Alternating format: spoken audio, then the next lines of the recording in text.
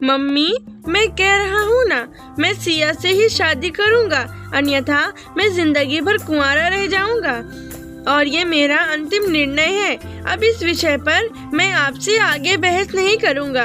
तभी अभिनव की मम्मी रमा जी ने कहा, बेटा तू समझता क्यों नहीं है? हमने तेरे सामने सिया की जन्म कुंडली पंडित डी को दिखाई थी ना, और उन्होंने सिया की कुंडली में मांगलिक दोष बताया है। अब तू बता, सब कुछ पता होते हुए हम तेरी शादी एक मांगलिक लड़के से कैसे करा दें?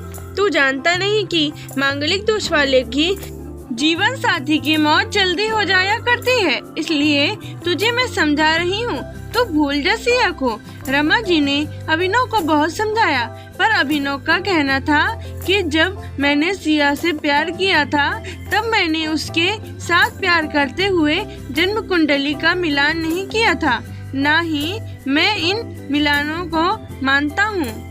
इसलिए अब बस मैं शादी करूंगा तो सिर्फ रिया से, और यह मेरा आखिरी फैसला है। आखिर रमा जी को अपने बेटे की जिद के आगे झुकना पड़ा और पंडित जी के द्वारा बताए गए अनुसार सिया के मंगल दोष को दूर करने के लिए अभिनव के साथ शादी करने से पहले सिया की शादी एक पेड़ के साथ करवाई गई और उसके बाद सिया ने अभिनव से शादी करी। सिया दुल्हन बनकर अभिनव के घर आई, पर रमा जी को सिया का मांगलिक होना अभी भी खटक रहा था और रमा जी उसे दिल से नहीं अपना पा रही थी, और घर में कुछ भी परेशानी आती तो उसका दोष सिया को ही दिया जाता था।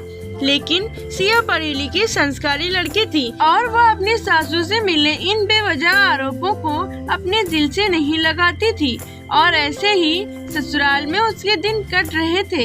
एक दिन अभिनव ऑफिस से जल्दी घर आ जाता है, तब रमा जी ने उससे पूछा, बेटा आज जल्दी कैसे आ गया? तब उसने बताया, माँ आज सुबह से ही सिर दर्द और बहुत कमजोरी आ रही है, इसलिए ऑफिस में काम करने की हिम्मत ही नहीं हुई मेरी। तब रमा जी ने कहा, जल्दी कर बेटा, हमें डॉक्टर के पास चलना चाहिए। तब अभिनव और रमा जी डॉक्टर को दिखाने गए। डॉक्टर को दिखाने के बाद मालूम पड़ा कि अभिनव को पीलिया हो गया है, और दोनों जैसे ही घर लौटे रमा जी ने घर को सिर पर उठा लिया और कहने लगी, जब से यह लड़की हमारे घर में आई है तब से हमारे घर में परेशानी और बीमारियां भी आ गई हैं। इसके कदम ही अशुभ हैं। अब देखो, इसका मांगलिक दोष हमारे बेटे पर भी असर करने लग गया है। कल को अगर मेरे बेटे को कुछ हो गया तो कौन जिम्मेदार होगा? तभी सिया ने कहा, मम्मी जी प्लीज, और कितना नीचा दिखाएंगी मुझे? आज तक मैं चुप रही क्योंकि पापा ने यही सिखाया था कि बड़ों के आगे ससुराल में जवाब मत देना, पर आज तो आपने हद ही कर दी है। अगर मैं आज नहीं बोली तो जिंदगी भर खुद को माफ नहीं कर पाऊंगी। मम्मी जी, अगर आप पंडित जी पर भरोसा नहीं करती थी तो उनके कहे अनुसार आपने सारे मांगलिक दोष निवारण की विधि क्यों करवाई? क्यों पहले आपने मेरी पेट से शादी करवाई? दोष मेरा मांगलिक होना नहीं है, बल्कि दोष तो मेरा आपकी बहू होना है।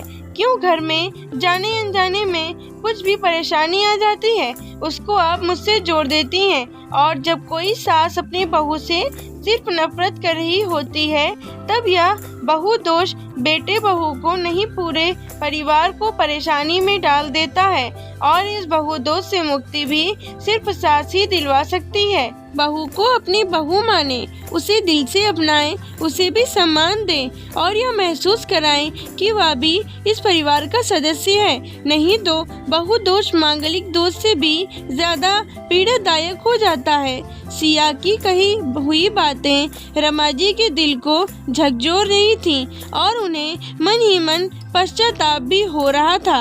उस समय उन्होंने सिया को कुछ भी नहीं कहा। थोड़े दिन बाद अभिनव बिल्कुल ठीक हो गया और ऑफिस जाने लगा, और 1 महीने बाद अभिनव की सैलरी भी बढ़ गई। तब उसने घर आकर इसका श्रेय सिया को दिया।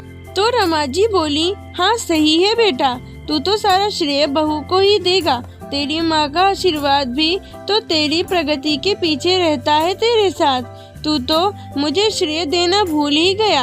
तब अभिनव ने कहा, माँ, इस बार सिया का मांगलिक दोष मुझ पर और ना ही मेरी तरक्की पर नहीं लगा। और माँ, जब हम बुरी परेशानियों का श्रेय सिया को देते हैं तो अच्छे कामों का श्रेय भी तो सिया को ही देना चाहिए। तो इसलिए आज का सारा श्रेय सिया को जाता है, अभिनव ने हंसते हुए कहा। तब सिया बोली, अभिनव, तो क्या तुम भी मुझे ऐसा समझते हो? तब अभिनव ने कहा, नहीं सिया, बिल्कुल नहीं, बल्कि मैं तो माँ को यह समझाना चाह रहा हूँ कि सुख दुख हमारे जीवन का हिस्सा है और कभी जीवन में खुशियाँ आती हैं तो कभी गम भी आते हैं। इसके लिए हमें परिवार के सदस्य या अपनी बहू को दोष देना उचित नहीं है। तभी रमा जी बोली, बेटा, सही कह रहा है तू, और तेरी तरक्की ही बहुत है मुझे इस झूठे दोषों से बाहर निकालने के लिए। आज से मैं यह कसम लेती हूँ कि आज के बाद में सिया को किसी भी बात का दोष नहीं दूंगी। यह सुनकर सिया आज बहुत खुश थी, क्योंकि आज उसको उसकी सास ने मांगलिक दोष के साथ साथ बहु दोषों से भी मुक्ति दे दी थी।